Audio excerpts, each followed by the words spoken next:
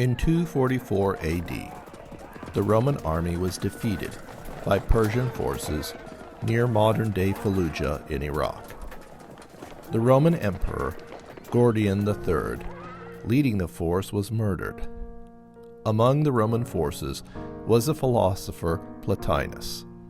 He had joined the Roman expedition in hopes that he would learn Persian and make contact with Persian and Indian philosophers who he had grown to admire.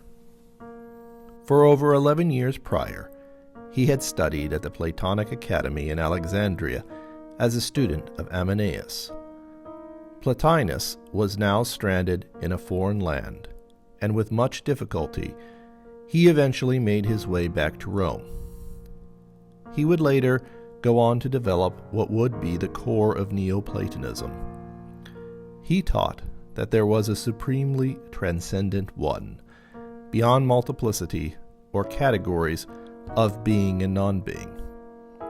The one was comparable to a divine sun, a primal will, an intellect, from which all things emanated like rays of light, yet like the sun itself, was never diminished by these emanations. The rise of Neoplatonism coincided with the rise of Christianity in late antiquity. In fact, the great Christian theologian Origen was, like Plotinus, also a student of Ammianus in the Platonic Academy in Alexandria. There is also some speculation that Plotinus himself was a lapsed Christian. Thus, Neoplatonism undoubtedly influenced and was probably itself shaped by Christian theology. A reading of the opening passage from the Gospel of John shows that it almost purposely makes use of the concepts of Neoplatonism. In the beginning was the Word, and the Word was with God, and the Word was God. Here the term Word was translated from the Greek word logos, which had a definite and clear Neoplatonic meaning. In Plotinus's view, logos was the first emanation of the One. The influences of Platonism go even deeper in Christianity. If one reads the letters of Paul, the very language of Platonism is discernible. For example, how he deals with substances and shadows in his description of the afterlife and resurrection, which in my opinion was later grossly misunderstood.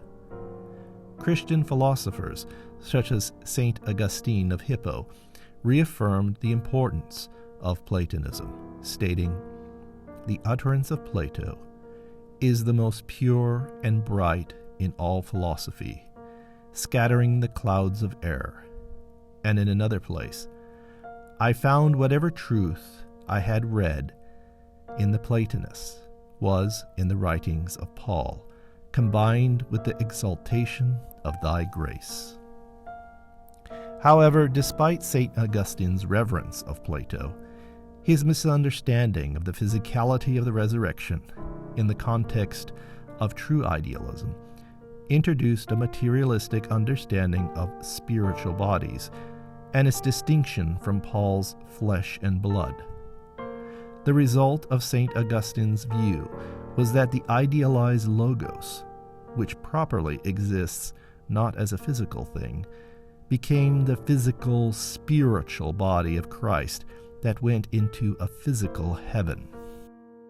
Later, this physical understanding would help tear the church apart over the question of transubstantiation, or the belief that the bread and wine taken during communion would actually transform into the physical body and blood of Christ. These misunderstandings essentially transformed idealized Christianity into a quasi-materialistic philosophy, irreconcilable with rational logic and science. They somehow forgot or couldn't comprehend the central concept which places consciousness, abstract forms, or relational information as the true foundation of all reality. In the 18th century, George Berkeley was one of the few Christian theologians who recognized this problem and its solution. Take away this material substance, about the identity whereof all dispute is, and mean by body whatever plain ordinary person means by that word, to wit, that which is immediately seen and felt, which is only a combination of sensible qualities or ideas, and then their most unanswerable objections come to nothing.